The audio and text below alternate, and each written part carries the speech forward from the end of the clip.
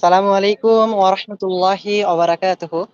ইন্নাল হামদুলিল্লাহি ওয়াহদা ওয়াসসালাতু ওয়াসসালামু আলা মান লা নাবিয়্যা বা'দা ওয়া আলা আলিহি ওয়া আসহাবিহি আজমাইন, আম্মা বা'দ। সকল প্রশংসা আল্লাহ সুবহানাহু ওয়া তাআলার জন্য। আলহামদুলিল্লাহ। দরুদ এবং সালাম বর্ষিত হোক বিশ্বনবী মুহাম্মদ সাল্লাল্লাহু আলাইহি ওয়াসাল্লামের উপর। সকলে আবারও বলি সাল্লাল্লাহু আলাইহি ওয়াসাল্লাম। তো আজকে যেহেতু উন্মুক্ত আলোচনা, তো আমাকে আলোচনার বিষয় দেওয়া হয়েছে বিবাহ বিষয়। বর্তমান সমাজের যে অবস্থা আর সালাফদের যুগে কি অবস্থা ছিল এই বিষয়টা নিয়ে আমি সংক্ষিপ্তভাবে বলার চেষ্টা করছি। তো আমাদের বর্তমান সময়ে যেটা দেখা যায় যে ছেলে প্রতিষ্ঠিত না হওয়া পর্যন্ত পরিবার বিবাহ দিতে চায় না। পিতামাতার একটাই কথা যে ছেলে প্রথমে প্রতিষ্ঠিত হবে। প্রতিষ্ঠিত হতে কত বছর লাগবে? এখন বাংলাদেশের প্রেক্ষাপট অনুযায়ী পড়াশোনা শেষ হচ্ছে 25 থেকে 26 বছর বয়সে, চাকরি পাইতে আরো 3 থেকে 4 বছর লেগে যাচ্ছে। তো এইভাবে ধরতে গেলে গড়ে প্রায় 28 থেকে 30 বছর হয়ে যাচ্ছে। কিন্তু আমরা জানি যে একটা ছেলে বালেগ হয় কখন? বালেগ হওয়ার পরে একটা ছেলে কখন শারীরিক সক্ষমতায় পৌঁছায় বিবাহের জন্য? তো একটা মেডিকেল সায়েন্সের দৃষ্টিতে 14, 15, 16 এর মধ্যে হয়ে যায়, অধিকাংশের হয়ে যায়। 14, 15, 16 এর মধ্যে হয়ে যায়।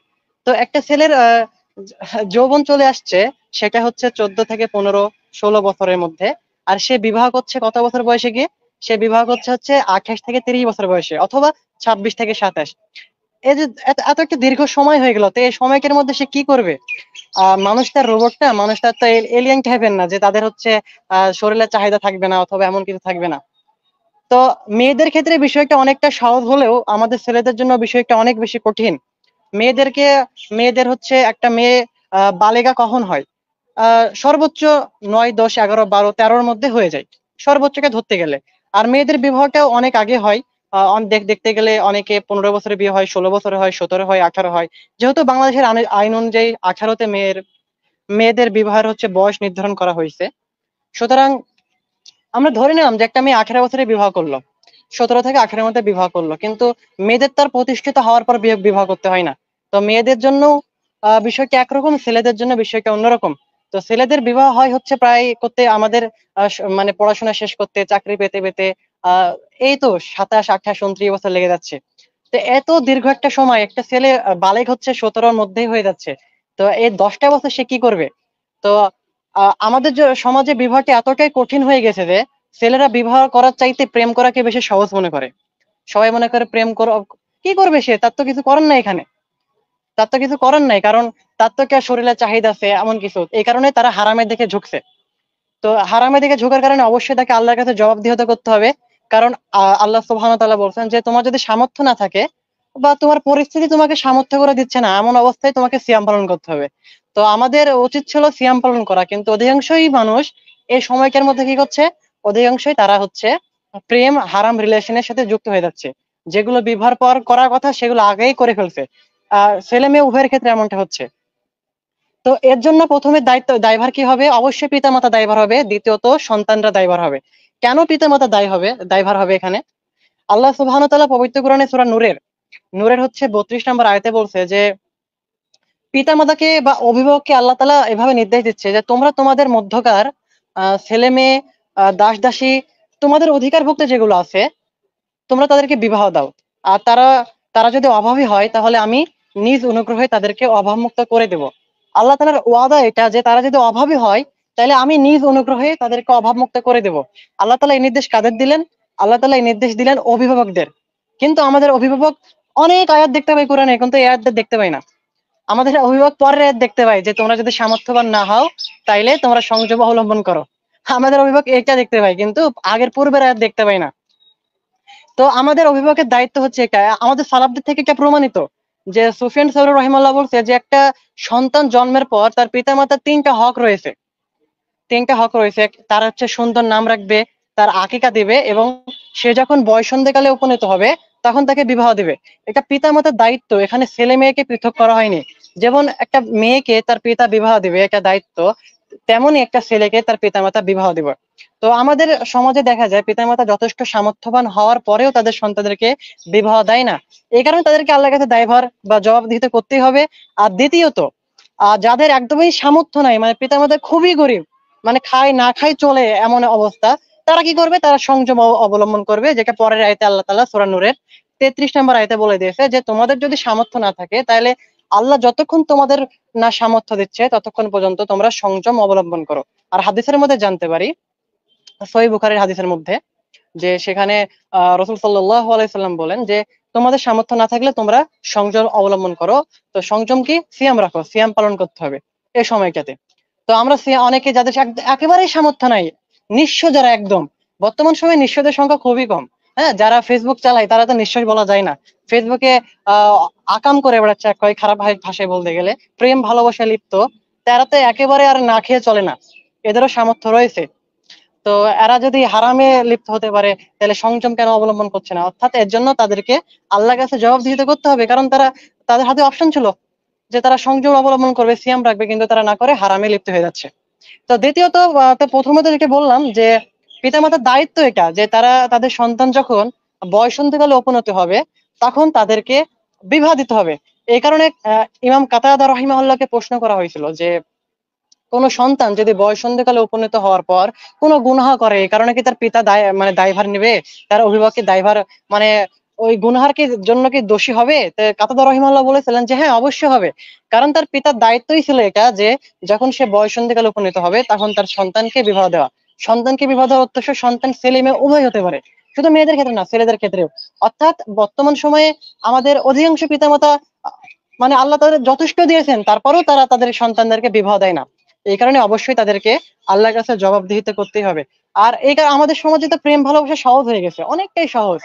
মানে ইচ্ছা হলো প্রেম করলাম, ইচ্ছা হলো এই করলাম, কোনো কেউ কিছু নিষেধাজ্ঞা নাই। একটা 21 বছরের ছেলে গিয়ে তার পিতা মাতাকে যদি বলে যে আমি বিবাহ করব, তখন বলবে তুমি কি খাওয়াবে, তুমি কি পড়াবে, তোমার তো সামর্থ্য নাই, মানে ইত্যাদি ইত্যাদি কথা চলে আসে। কিন্তু প্রেম করার টাইমে, এই প্রেম করতে কিন্তু টাকা পয়সা লাগে, ভালোই টাকা পয়সা লাগে। তখন খরচ হলে তার পিতা মাতা জানতে পারার পরেও তারা কিচ্ছু বলে না, বলে স্বাভাবিক বিষয়, এটা এখন অহরহ হচ্ছে সমাজে, এটা প্রচলিত হয়ে গেছে, এগুলো কোনো বিষয়ই না।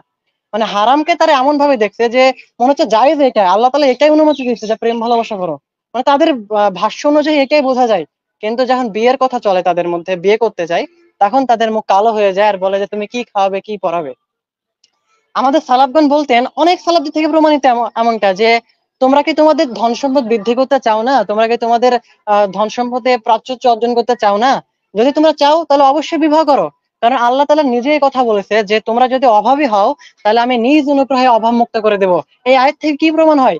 যে কোনো ছেলে যদি অভাবে থাকা অবস্থায় বিবাহ করে, হ্যাঁ, বিবাহ করে, কাকে বিবাহ করবে একেবারে দ্বিতীয় পয়েন্ট আমি পরে আলোচনা করছি, যে কেমন মেয়েকে বিবাহ করতে হবে, এটা আলাদা বিষয়।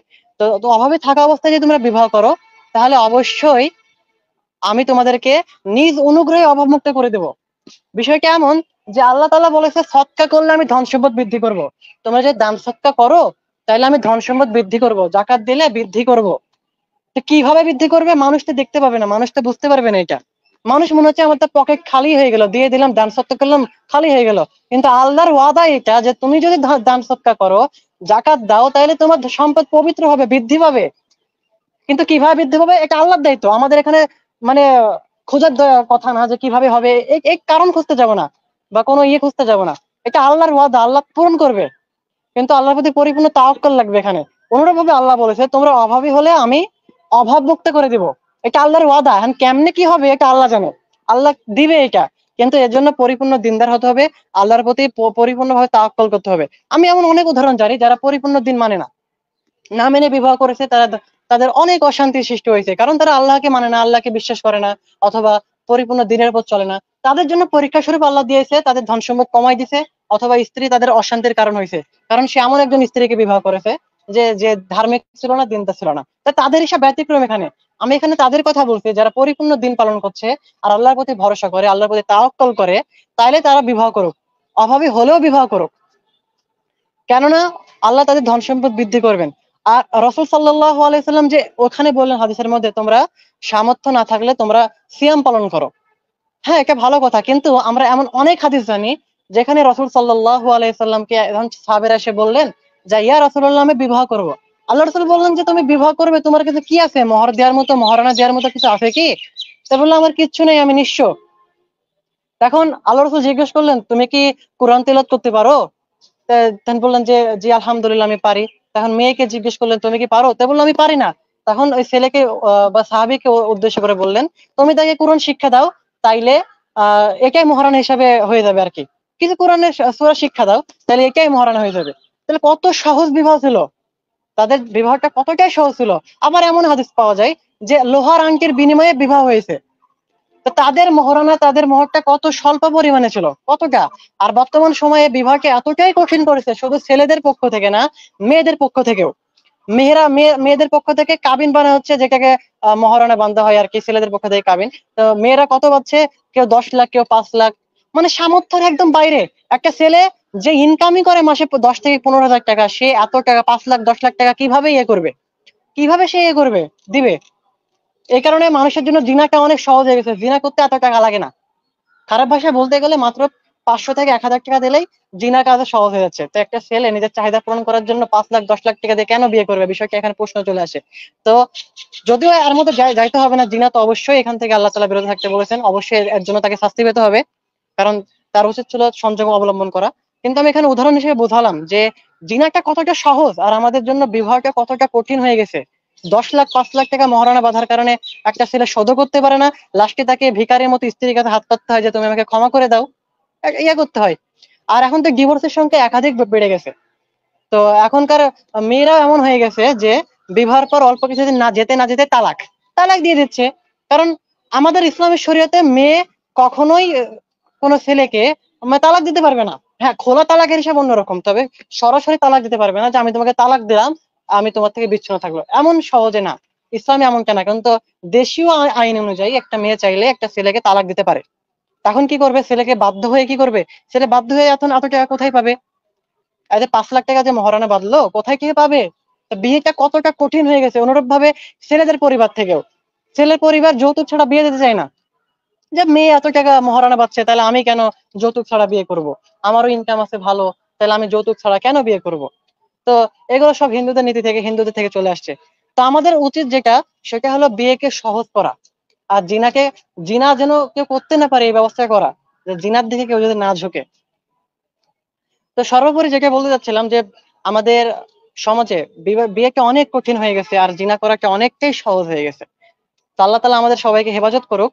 আর যারা আল্লাহর প্রতি পরিপূর্ণ তাওয়াক্কুল রাখে, আমরা আল্লাহর প্রতি বিশ্বাস রাখি এবং দিনের পথে চলার চেষ্টা করি, তারা যেন অভাবে থাকা অবস্থায় বিবাহ করে নাই।